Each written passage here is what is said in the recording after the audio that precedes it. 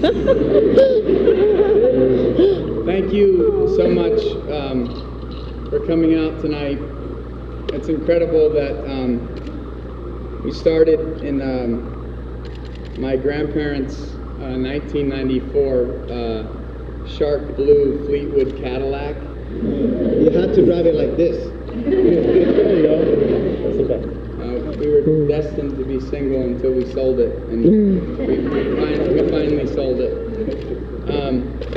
But it's just great to see what God has done,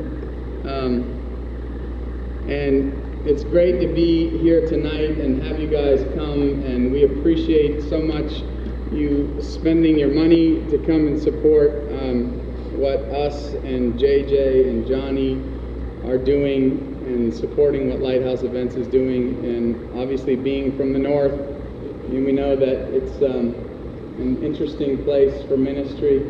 But I will tell you this, moving down to the south was a culture shock because everybody was nice, first of all, and I didn't know what to do with myself.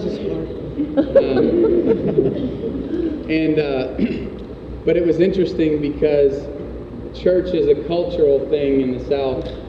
You got big churches on every corner, and it's like you're preaching to the choir. And one thing that I appreciate about people in the Northeast is,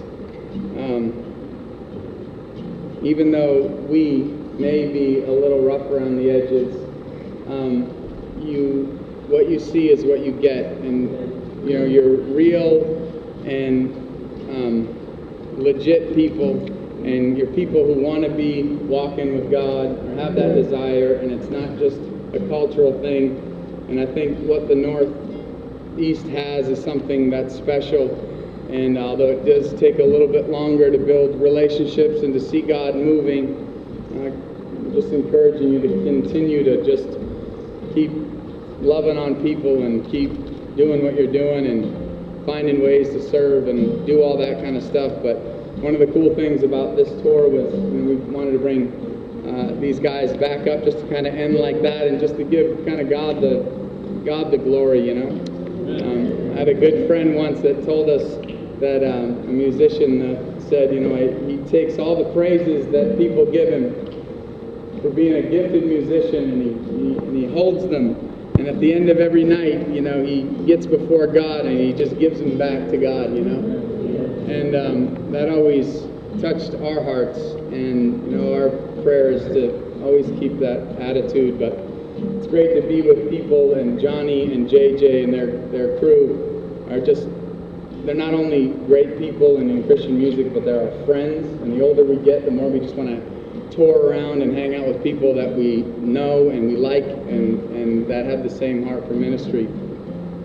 All that to say is that brings us to this last moment that we have together before it gets crazy out there, and hopefully you buy our stuff so we can get to the next place. But there's this verse that has really been kind of pulling on my heart as we're kind of getting ready. We have 40 dates. We've just played 5, so we got 35 more dates from now until the end of May with the same group of guys, and so we're going all over the place. Except for the West Coast, thank God. Those people are fruity. But, just kidding. But, this verse came up in Hebrews as I was kind of reading through Hebrews, and it says this. I'm going to paraphrase, actually. I'm good at that. But it says, so come boldly before the throne of grace and receive mercy and grace when you need it most. Something like that. And the idea behind it is, the book of Hebrews is explaining basically what God has done by sending Jesus to the world, that he sent his only son, that anyone who would believe in him wouldn't perish, they wouldn't die, they'd have everlasting life and forgiveness of sins. And the only thing that separates us from God isn't the good, that God is the reason that God accepts us. It's not the case, and it's not the bad is the reason that God doesn't accept us. The only thing that separates us from God or brings us close to God is receiving the gift that He's given us through Jesus Christ. And so tonight, I don't know if you've made that decision or not, but that's the only thing that's keeping you from walking with Jesus Christ and having forgiveness of sins and having everlasting life. It's not the bad that you've done. It's not your past or even your future. It's the fact that you just choose not to receive the gift of salvation. The book of Ephesians says that salvation isn't a reward for the good we've done. We can't earn it. The Bible actually talks about the goodness that we have is like filthy rags compared to God. God doesn't need our goodness. He Himself is good. And as we get to know Him, He changes who we are to who He's called us to be, and thus the fruit of our lives is good. But that's not why He accepts us. He just accepts us because He Himself in nature is good. And tonight, they're just